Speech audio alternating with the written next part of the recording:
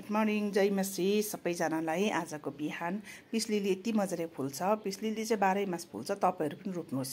Peace lily चाहिँ घरभित्र घाम बेसी आउनेमा राख्नु हुँदैन, अलिक शीतलमा। हेर्नुहोस् त पिस लिली के मजाले फुलिरहेछ मेरोमा।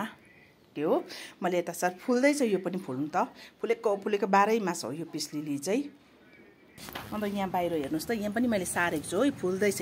यो चाहिँ सेडिङमा छ, पत्ता अलिकति सेडिङ छ यसको, देख्नुभयो पत्ता चाहिँ अलिअलि सेडिङ छ पिस लिली। अनि यो प्लान्ट पनि छ, दामी हुँदैछ मेरो। अनि यो ब्रोकन हार्ट हो, यो चाहिँ हुँदैछ। योहरू छ फ्युसिया चाहिँ हेरिहाल्नुहोस् है, फ्युसिया फुलेको देख्यो भने तपाईँ तर्सिनुहुन्छ। फ्युसिया चाहिँ यति डरलाग्दो फुल्छ। फ्युसिया चाहिँ 12 मास फुल्छ।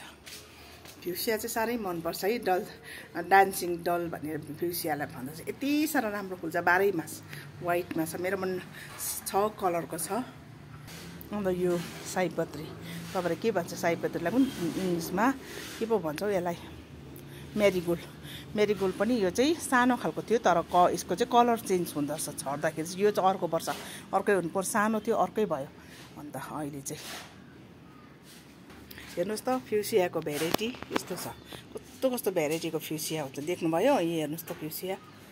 अन्त एउटा यहाँ मेरो फुल्दैछ है फ्युसिया। यी हेर्नुहोस् है, यो डबल हो, डबल पर्पल हो। यो चाहिँ डबल पर्पल हो, ठुल्ठुलो फुल्छ। यो चाहिँ डबल हो। द इम्प्यासन हेरिहाल्नुहोस्, इम्प्यासन फुल्दैछ मेरो। यी फ्युसिया चाहिँ यो खालकोमा पनि छ मेरो, डबल डबल। पिस लिली हेर्नुहोस् त, यो मजाले फुलिरहेछ। 12 मास फुल्छ यो पिस लिली चाहिँ। पिस लिलीलाई चाहिँ तपाईँले केयर गर्नुपर्छ, अलिक चिसो राख्नुपर्छ, घाम डाइरेक्ट हुनु हुँदैन हो। पिस लिलीलाई चाहिँ यस्तो प्रकारले केयर गर्नुपर्छ। 12 मास यो चाहिँ एयर प्युरिफाई हो।